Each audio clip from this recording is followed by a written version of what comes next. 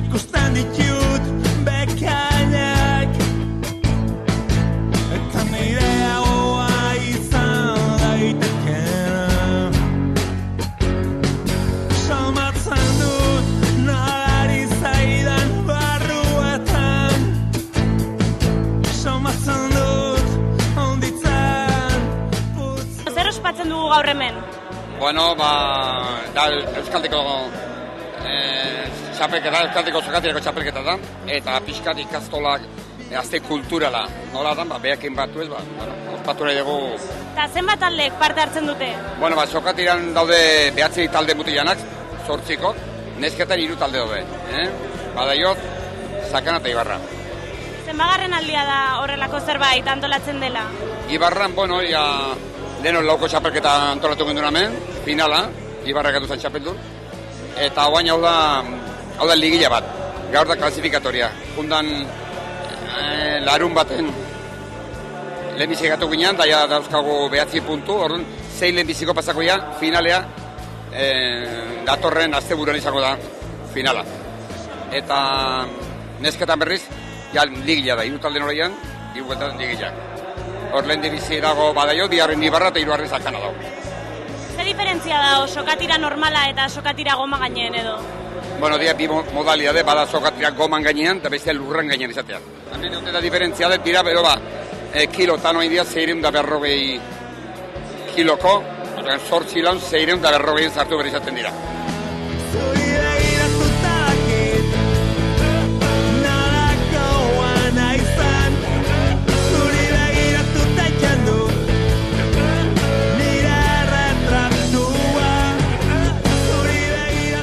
Bastante bien, hemos tirado con 2 suplentes y un chaval joven, pero bien, ha estado bien y estamos contentos, han quedado segundos, bien.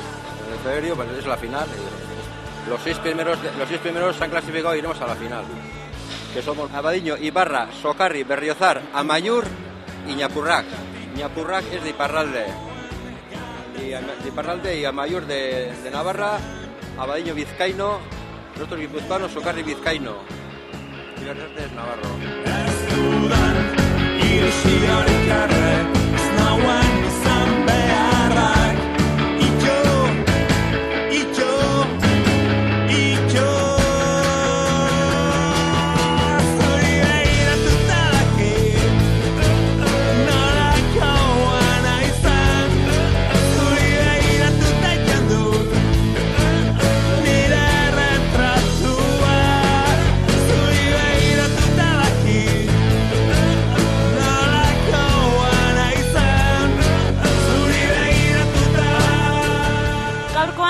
Nahiko ondo jundala, ezta?